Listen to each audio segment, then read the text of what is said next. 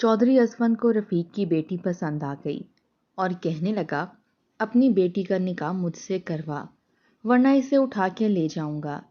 रफीक जब ना माना तो चौधरी ने भैंस चोरी का केस डलवा कर रफीक को अंदर करवा दिया और इसकी बेटी से बोला, मुझसे निकाह कर लो, वरना तुम्हारा बाप सारी जिंदगी जेल में सड़ेगा।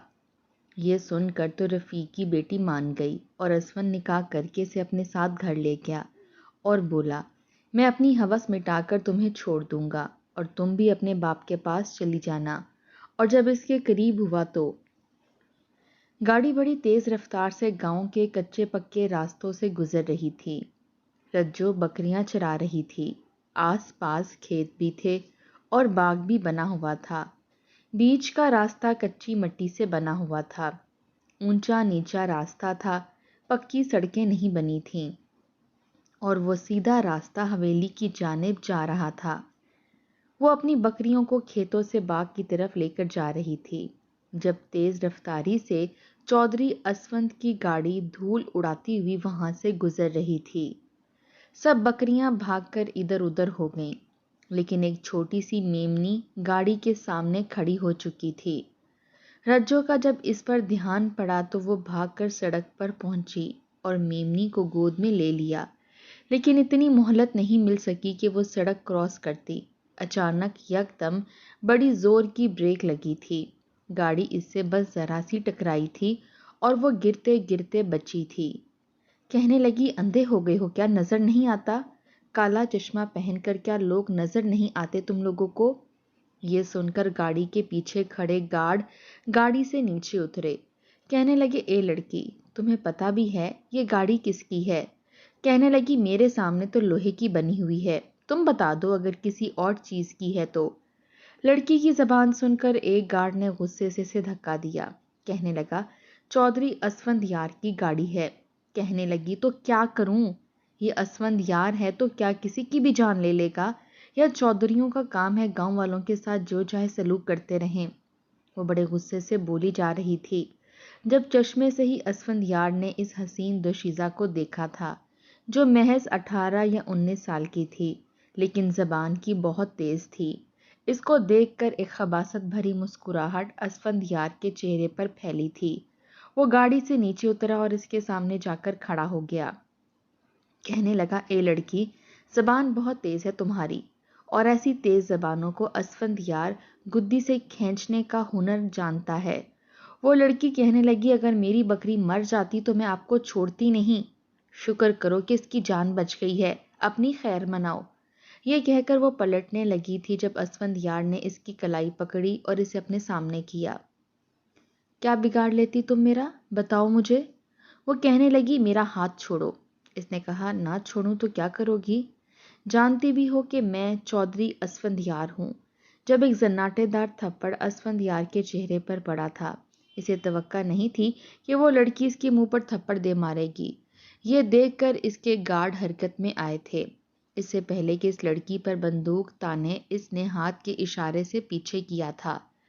कहने लगा, इसे कोई कुछ नहीं कहेगा, ये मेरी मुजरिम है। वो लड़की कहने लगी, तुम होते कौन हो मेरा हाथ पकड़ने वाले? असफंद यार कहने लगा, एक हाथ पकड़ने पर तुमने इतनी जोर का थप्पड़ इस गांव के चौधरी असफंद यार के मुंह पर मारा है, तुम जानती हो इसका अंजाम क्या है? वो कहने लगी, आइंदा किसी लड़की का हाथ पकड़ोगे तो तुम्हें ये थप्पड़ तुम्हारी औकात याद दिला देगा। यूं किसी के साथ बदतमीजी करने का तुम्हें क्या अंजाम देखना पड़ेगा। वो लड़की ये कहकर जा चुकी थी। गार्ड कहने लगे, सरदार, आप कहें तो इसे भी उठा लें। वो कहने लगा, नहीं, इसे तो मैं ऐसा बदला लूंगा कि उम्र भर सारे गांव वालों के सामने अपना मुंह छुपाती फिरेगी। इसने मेरे मुंह पर थप्पड़ मारा है, इसे मैं किसी काबिल नहीं छोड़ूंगा। पता लगाओ कि ये किसकी बेटी है। ये कहकर इसने अपना काला चश्मा दोबारा से अपनी आंखों पर लगाया और गाड़ी में बैठ गया। 2 घंटों के अंदर अंदर इसका मुलाजिम रज्जो की सारी तफसील असफंद यार को बता चुका था। चौधरी जी, लड़की का नाम रानी है और इसे प्यार से रज्जो कहते हैं। अपने रफीक किसान की बेटी है जी। इसका बाप हमारी ही जमीनों पर हल चलाता है और साल भर की गंदम इसके घर पहुंचा दी जाती है। समझो हमारा ही गुलाम है जी। وہ کہنے لگا، غلام کی بیٹی اور کتنے شاہانہ انداز۔ اگلے روز وہ پھر سے اسی سڑک سے گزرا تھا اور وقت بھی وہی تھا۔ وہ لڑکی اپنی بکریوں کو چارہ کھلانے کے لیے اسی وقت یہاں پر آتی تھی۔ اسفندیار اس بار گاڑی سے ٹیک لگائے کھڑا تھا جب اس نے اس لڑکی کو بکریوں کو کھیتوں سے چارہ کھلاتے دیکھا۔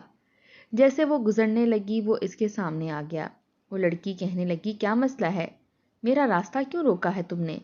اسفندیار کہنے لگا، تیرا باپ میرا غلام ہے، میری ہی زمینوں پر کھیتی باڑی کرتا ہے، میرے ہی دیے ہوئے رزق سے کھاتی ہے اور مجھے اکڑ دکھا رہی ہے۔ چل میرے جوتے کی گرد کو صاف کر، ہو سکتا ہے میں تجھے بخش دوں۔ یہ سن کر رجو کو غصہ آیا تھا۔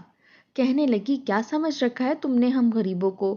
تو ہمارا مائی باپ ہے، ہمارا خدا ہے، یہاں پر فرعون بن کر راج کرنا چاہتا ہے۔ اگر تیرا ارادہ فرعون بننے کا ہے تو یہ نہ بھول، فرعون پر اللہ نے موسیٰ کو بھیجا تھا، اور ایسے فرعونوں کا انجام رہتی دنیا تک یاد رہتا ہے، وہ بھی تو جانتا ہے۔ اس لیے کوشش کر انسان بن۔ اور رجو کسی کی بھی جوتی کی دھول صاف نہیں کرتی۔ رجو نے اپنے رب کے علاوہ کسی کے سامنے جھکنا نہیں سیکھا۔ ہاں، گردن کٹوا سکتی ہوں۔ یہ کہہ کر وہ اپنی بکریاں اٹھا کر وہاں سے لے گئی۔ اپنی مونچھوں کو مروڑتے ہوئے اسفندیار کہنے لگا، بڑی اکڑ ہے تجھ میں، تجھے تو میں چیونٹی کی طرح مسل کر جب پھینکوں گا پھر پوچھوں گا کہ کہاں گئی تیری اکڑ، لیکن تجھے میں گمنامی میں یہ سب کچھ کرنے کے نہیں دکھاؤں گا، تیرے باپ کے سامنے تیرے ساتھ کروں گا تاکہ تو باپ سے بھی نظر نہ ملا سکے۔ بڑے غصے سے وہ یہ کہتا ہوا سیدھا اپنی حویلی پہنچا تھا اور اپنے ملازم سے کہنے لگا، جا رفیق کسان کو بلا کر لا۔ کچھ ہی دیر میں رجو کا باپ رفیق کسان ہاتھ جوڑے اسفندیار کے سامنے کھڑا تھا۔ کہنے لگا، جی چودھری صاحب کہیے، کوئی غلطی ہو گئی مجھ سے؟ اسفندیار نے بڑی حقارت سے دیکھا۔ کہنے لگا، میرے جوتے پر مٹی لگ گئی ہے، چل اسے صاف کر۔ یہ سن کر پہلے تو رفیق کو حیرت ہوئی، لیکن پھر اس کے پاؤں میں بیٹھ گیا۔ اپنے کندھے پر پڑے رومال سے اس کا جوتا صاف کیا۔ وہ کہنے لگا، جانتے ہو رفیق، مجھے تمہاری یہ عادت بہت پسند ہے کہ تم اپنی اوقات اچھی طرح سے جانتے ہو اور اپنی اوقات میں رہتے ہو۔ یہ سن کر رفیق کہنے لگا، چودھری صاحب، نوکر کیا اور نخرا کیا؟ اسفندیار ذرا سا مسکرایا، کہنے لگا، یہی سب کچھ اپنی بیٹی کو بھی تمہیں سکھانا چاہیے تھا، وہ تو یوں اکڑتی ہے جیسے پتہ نہیں کہاں کی چدرائن ہو۔ یہ سن کر رفیق کسان کی رنگت اڑی تھی۔ کہنے لگا، کیا ہوا صاحب جی؟ وہ کہنے لگا، بہت بدتمیزی کی ہے اس لڑکی نے میرے ساتھ، اور تم تو جانتے ہو اپنے ساتھ بدتمیزی کرنے والے کو میں کبھی نہیں بخشتا، اور یہ میرا اصول ہے، اور میں اپنا اصول بھی کسی کے لیے بھی نہیں بدلتا۔ میں چاہتا تو تیری بیٹی کو ایک دن اپنے گارڈ کے حوالے کر دیتا تھا جب اس نے میرے منہ پر تھپڑ مارا تھا، اب تک اسے اس تھپڑ کا جواب بھی دے چکا ہوتا، لیکن پھر پتا چلا کہ تیری بیٹی ہے، اس لیے سوچا کہ پہلے تجھ سے بات کر لینی چاہیے۔ یہ سننا تھا کہ رفیق کسان کی تو جیسے جان نکلی تھی، رنگت لٹھے کی طرح سفید پڑی تھی۔ ہاتھ جوڑ کر آنسو بہاتا ہوا کہنے لگا، چودھری صاحب، میری بچی نادان ہے، اس سے غلطی ہو گئی، میں معافی مانگتا ہوں، آئندہ وہ آپ لوگوں کو کچھ نہیں کہے گی، کبھی سامنے بھی نہیں آئے گی، لیکن آپ اسے معاف کر دیں جی، اس کو سزا مت دیں، میری چھوٹی سی بچی ہے، میں اسے سمجھا دوں گا، نہ سمجھ ہے، ایسی بڑی بڑی باتوں کو نہیں جانتی۔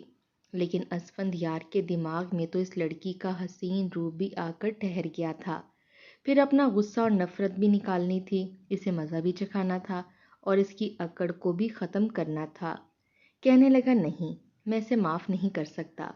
یہ سن کر رفیق رونے لگا، کہنے لگا، چودھری صاحب، میں آپ کے سامنے ہاتھ جوڑتا ہوں، آپ کے پیروں کو ہاتھ بھی لگاتا ہوں۔ یہ کہہ کر رفیق نے چودھری کے پیروں پر ہاتھ رکھا۔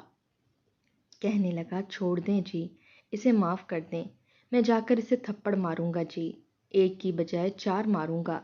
اسفندیار کہنے لگا، یہ کیا بات ہوئی؟ تیری بیٹی میرے منہ پر تھپڑ مارے اور بدلہ تو لے؟ نہیں نہیں، اسفندیار اپنا بدلہ خود لیتا ہے، وہ بھی اپنے طریقے سے۔ رفیق کہنے لگا، میں اسے ابھی کان پکڑ کر لے کر آتا ہوں، آپ ایک کی بجائے 4 تھپڑ مار دو، لیکن بس تھپڑ ہی مارنا۔ اندر ہی اندر وہ کانپ کے رہ گیا تھا۔ جانتا تھا کہ چودھری اسفندیار لڑکیوں کے ساتھ کس طرح کا سلوک کرتا ہے۔ یہ بات ڈھکی چھپی نہیں تھی، گاؤں کے سبھی لوگ جانتے تھے۔ اسفندیار کہنے لگا، نہیں، بدلہ تو میں اپنے طریقے سے لوں گا۔ ہاں، تجھ پر یہ احسان کر سکتا ہوں کہ تیری بیٹی کو میں رات کے اندھیرے میں پکڑ کر نہیں لاؤں گا، اس سے نکاح کر لوں گا، لیکن تب تک جب تک میری ہوس پوری نہیں ہو جاتی، میرا دل نہیں بھر جاتا۔ جیسے ہی میرا دل بھر جائے گا میں اسے کچرے کی طرح پھینک دوں گا، پھر چاہے تو اٹھا یا کوئی اور، مجھے فرق نہیں پڑتا۔ اسفندیار کے ارادے جان کر تو رفیق کے جیسے ہوش اٹھ کر رہ گئے تھے۔ کہنے لگا، چودھری صاحب، آپ میرا گلا کاٹ لو اور دیکھو، عزت پر ہاتھ نہ ڈالنا۔ وہ ہچکیوں سے سسکیوں سے رو رہا تھا، ہاتھ جوڑے اسفندیار کی منت اور سماجت کر رہا تھا، لیکن اسفندیار پر کچھ بھی اثر نہیں کر رہا تھا۔ کہنے لگا، بس تجھ سے یہ پوچھ رہا ہوں کہ تو اپنی بیٹی کا نکاح کرے گا یا پھر ایسے ہی اٹھا کے لے آؤں؟ رفیق منت سماجت کر کے رہ گیا، لیکن نکاح کی حامی نہیں بھری تھی، بس روئے جا رہا تھا۔ کہہ رہا تھا، اپنی بیٹی کو بہت ماروں گا، لیکن میں اپنی بیٹی کی نکاح آپ کے ساتھ نہیں کر سکتا۔ آپ اس کے ساتھ جو سلوک کرو گے اس سے بہتر ہے کہ میں اسے خود گلا دبا کر مار ڈالوں۔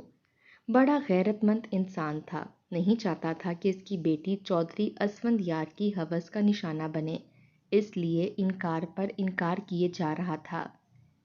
اسفندیار کو غصہ آیا اور اپنے ملازمین سے کہہ کر رفیق کو دھکے مار کر گھر سے نکلوا دیا۔ کہنے لگا، اب جو کچھ ہوگا اس کے ذمہ دار تم خود ہوگے۔ رفیق جب گھر پہنچا تو رجو اس وقت اپنے باپ کے لیے روٹی بنا رہی تھی۔ دونوں باپ بیٹی ہی تو تھے، اس کی بیوی کا انتقال کافی سالوں پہلے ہو چکا تھا۔ وہ اپنی بیٹی پر جان چھڑکتا تھا، تبھی اس نے اپنی بیٹی کو 10ویں جماعت پاس کروائی تھی اور گاؤں میں بنے گرلز کالج میں بھی وہ جاتی تھی۔ پڑھی لکھی تھی، اس لیے چودھریوں سے خوف نہیں کھاتی تھی، بلکہ اپنے باپ کو بھی کہتی تھی کہ آپ کیوں ڈرتے ہیں؟ ارے چودھری ہمیں کھا تھوڑی جائے گا، یا وہ کوئی خدا تھوڑی ہے۔ اللہ تعالیٰ نے ہمارا جو رزق لکھا ہے وہ ہمیں کہیں سے بھی مل جائے گا۔ ابا، آپ کیوں ان لوگوں کے سامنے جھکتے ہیں؟ آپ محنت کا صلہ لیتے ہیں اور وہ چودھری بہت کم دیتا ہے۔ ارے دیتا ہی کیا ہے، صرف اور صرف گندم، باقی یہ بکریوں میں سے کوئی بک جاتی ہے تو ہمارے گھر کی دال سبزی پک جاتی ہے۔ اگر آپ مجھے شہر جانے دیں تو میں اچھی نوکری کر لوں گی۔ لیکن رفیق کہنے لگا، نہیں، میں تجھے اپنی نظروں سے دور نہیں بھیج سکتا۔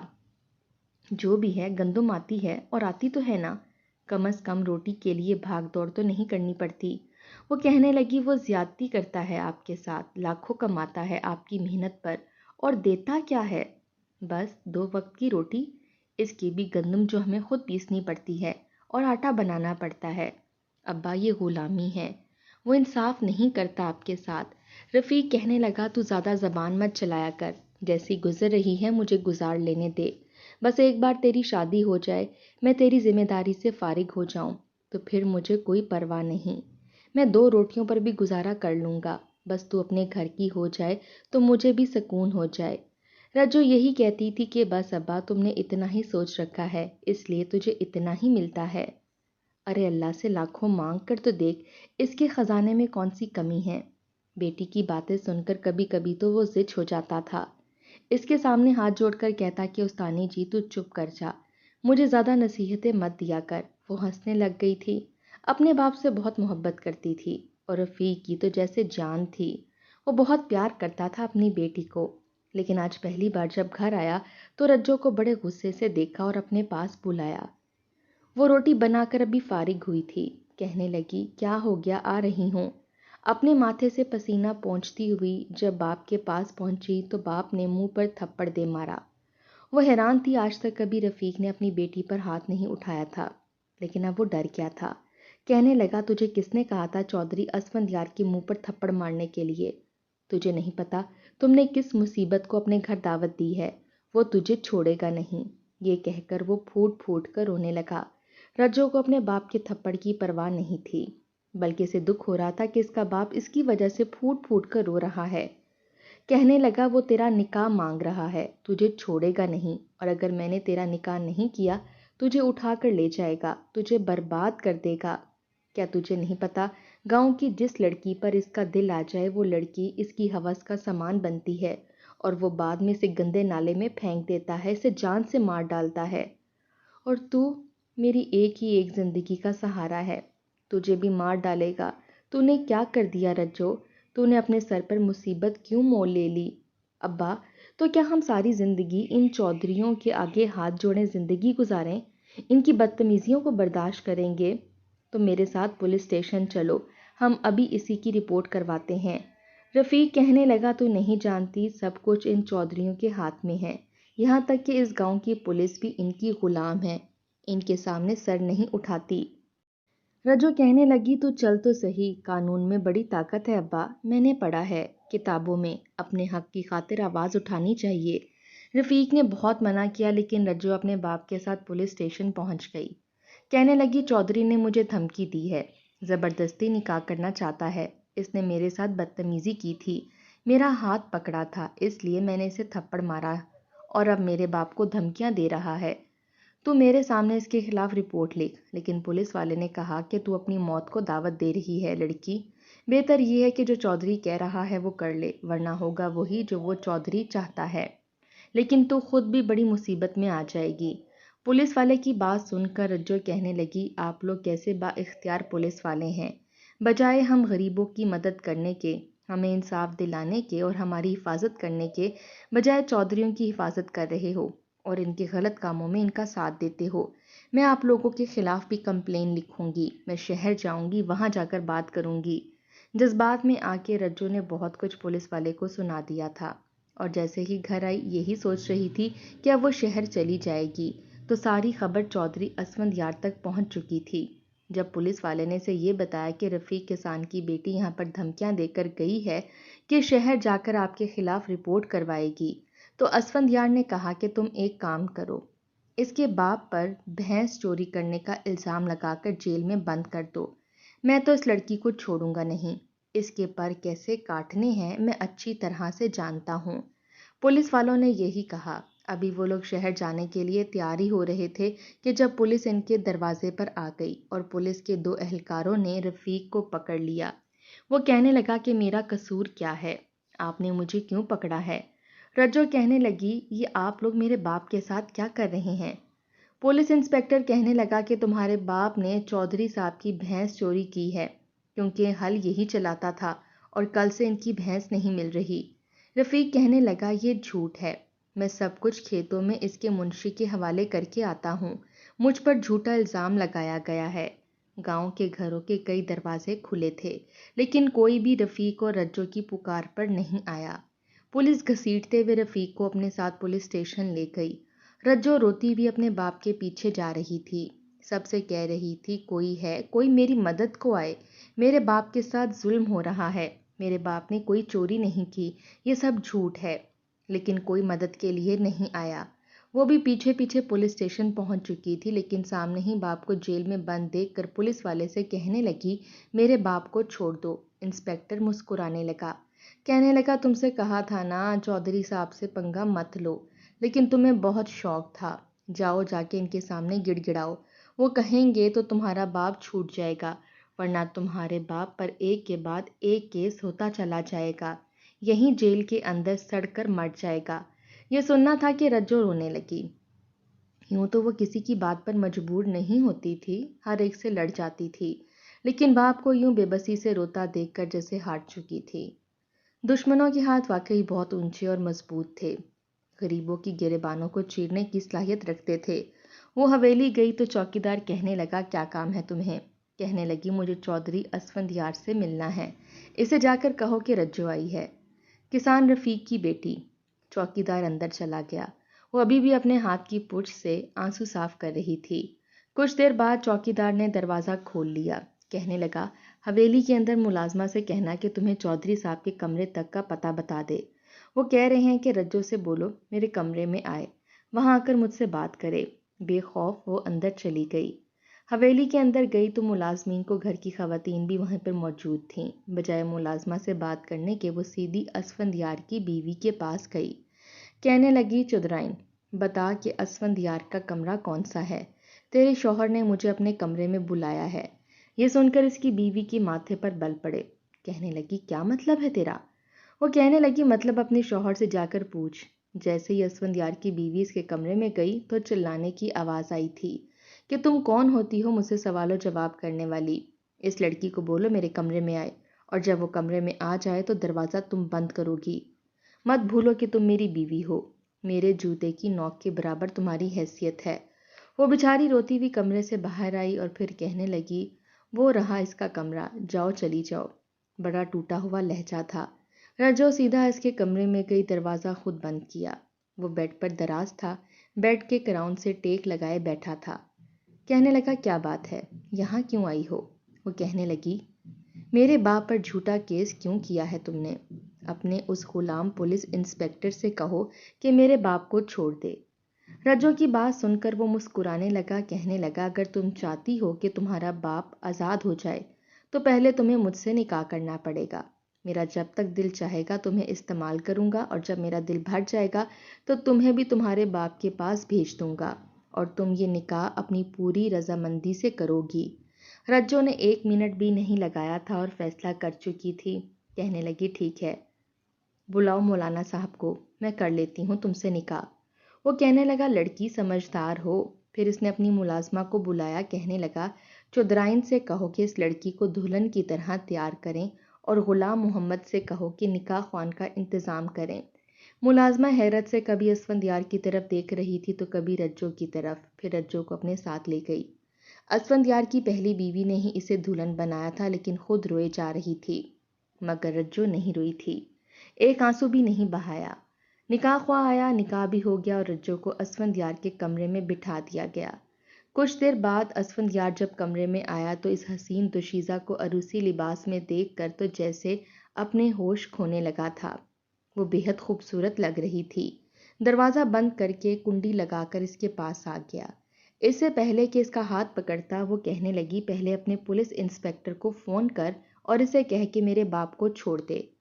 کہنے لگا اس بات کا انجام جانتی ہو، مجھے روکنے کا تم حق نہیں رکھتی۔ ابھی وہ بات کر رہا تھا جب ایک تیز دھار والا چاقو رجو نے اپنی قمیض کے اندر سے نکالا تھا۔ کہنے لگی میں اپنے آپ کو جان سے مار ڈالوں گی، اور تیری خواہش بھی پوری نہیں ہوگی۔ میرے مردہ وجود کے ساتھ تو اپنی ہوس پوری کر لینا۔ یہ سن کر اسفندیار کو ہوش اڑے تھے، کیونکہ وہ تیز دھار والا چاقو اپنی گردن پر رکھ چکی تھی، اور وہ اس قدر تیز تھا کہ گردن پر کٹ لگ چکا تھا اور خون رسنے لگا تھا۔ یہ دیکھ کر اسفندیار کے ہوش اڑے، کیونکہ وہ لڑکی اس کے نکاح میں تھی، سارا گاؤں جانتا تھا۔ اگر وہ یوں اپنے آپ کو ختم کر لیتی تو اسفندیار پر قتل کا کیس پڑ سکتا تھا، وہ پھنس سکتا تھا۔ کہنے لگا اچھا تم یہ چاقو پیچھے کرو۔ اسفندیار نے فون کر کے پولیس کو بلا کر اس کے باپ کو آزاد کر دیا اور کہا کہ اسے آزاد کرو۔ پولیس انسپکٹر کہنے لگا چودھری صاحب یہ آپ کیا کہہ رہے ہیں؟